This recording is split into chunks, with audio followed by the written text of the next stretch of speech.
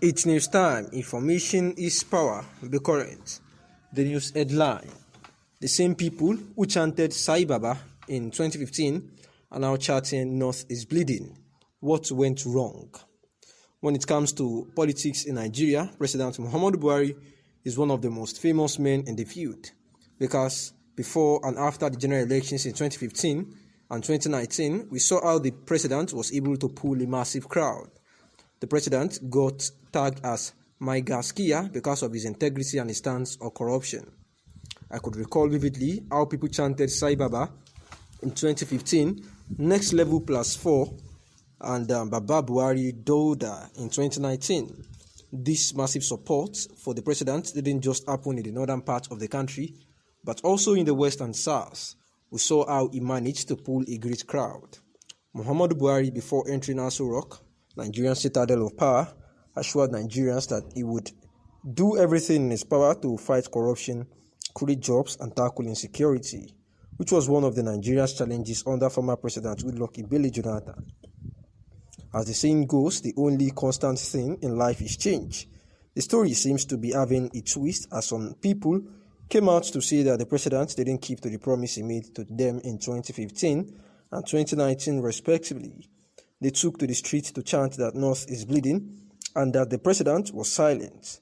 We do not need a soothsayer to tell us that the security situation in the country is becoming terrifying, but we need to acknowledge the fact that we have heard of several cases where soldiers paid the ultimate price while serving their fatherland. What went wrong? According to reports from Punch, President Muhammadu Buhari N-Power scheme will accommodate an additional 5 million beneficiaries, and this implies that his administration is tackling unemployment, but we still can't deny the fact that there is hunger in the land. Poverty is becoming ridiculous to an extent. There are more fruits in a rich man's shampoo than in a poor man's plate. There has been so many bloodshed in the country as a result of the menace of bandits, Boko Haram, and unknown gunmen. It is obvious that things are falling apart, but we cannot deny the fact that the present administration isn't pampering this unscrupulous element causing havoc in the country. What these protesters are clamoring for is an end to insecurity. They need to be sure that the president, whom they have voted for in 2015 and 2019, would lead Nigeria to the promised land. Tackling insecurities goes beyond deploying military men and unleashing Super Tucano fighter jets. In the opinion of the writer, the security challenges could be reduced to the barest minimum if the sponsors of these criminal activities are known and brought to book as soon as possible, so as to be able to closely monitor this repentant Boko Haram, believing that President Muhammadu Buhari, like every good Nigerian, would do everything best possible to ensure that all these things are implemented. And this was as they wondered why the ex-Nigerian leader, Pan-Africanist and personality of global repute, will contemplate such a mood at a time when all men and women are of good conscience were expected to join hands with the government in a bid to solve the challenges confronting the nation. At the time of filing this report, it was gathered that Chief Obasanjo has already sent out letters of invitation preparatory to the colloquium.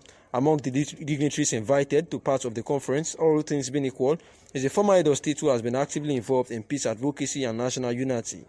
Before the meeting, he may meet with respected Ijaw leaders and former Federal Commissioner of the Information, Chief Edwin Clark. And the newspaper recalls that sometime in August, a socio-cultural group, the Yoruba for One Nigeria Forum, YONF, had challenged the elder statesman on the need to come clean on allegations that he was lobbying Benin Republic Yoruba activist Sunday Adeyemi aka Igboho from possible prosecution. We are aware that an ex-president and one of the leaders of this nation, Chief Olusegun Obasanjo, has concluded plans to meet with interest group and former head of state prior to the planned meeting. He intends to meet with Ijaw leader Chief Edwin Clark on the 13th of December next week. This is after an earlier meeting he proposed to the former head of state could not hold, ostensibly due to the circumstances of the time, and one of the sources said that he intends to invite former leaders to the scheduled meeting, and truth is, the resolution from the planned meeting may serve as a platform to allegedly discredit the government. And definitely, the former leader will cause a letter to be written to the president alleging deteriorating security situation in the country. Now, here are the likely implications of the scheduled parley. likelihood of eating up the polity, cause political tension as well as ethno-religious division. It also has the capacity of triggering disunity, disloyalty to civil authority after allegedly painting the government as weak and incapable of discharging its responsibilities to its citizens. And therefore, ultimately, this may lead to civil disobedience and the resultant effect of which remains unpredictable. If history is anything to rely on, you may please recall that the respected elder statesman is given to written open letters to leaders, especially towards the end of their tenures, preparatory to crucial elections. And these are the proposed assumptions about the meeting being planned, amidst these stakeholders. Also, we know that President Muhammadu Buhari, at the time, reviewed the sponsors of Nnamdi Kanu and Sunday Igboho, particularly saying that they were part of those the aims of the affairs of the nation, where in his Independence Day speech on a Friday, he revealed that investigations into the activities of both Mazi Nnamdi Kanu and Sunday Adeyemo Igboho were still being investigated, and it has yielded a lot of information. We know that Sunday Adeyemo, aka Igboho, is still at the detention of the DSS, is still at the detention of the Benin Republic, officials who are yet to, release him. And Mazi Nnamdi Kanu still at the DSS facility, awaiting further charges, although they had given him audience for comfortability, of which the DSS are still floating. The president has said that the arrest actually, reviewed that certain high-profile financiers are behind these individuals, and they are vigorously pursuing these financiers, including one identified to be a serving member of the National Assembly, and they were going to do everything within the ambit of the law to ensure that anyone caught, clearly to be sponsoring these two separationist agitators would actually, be made to face, severe,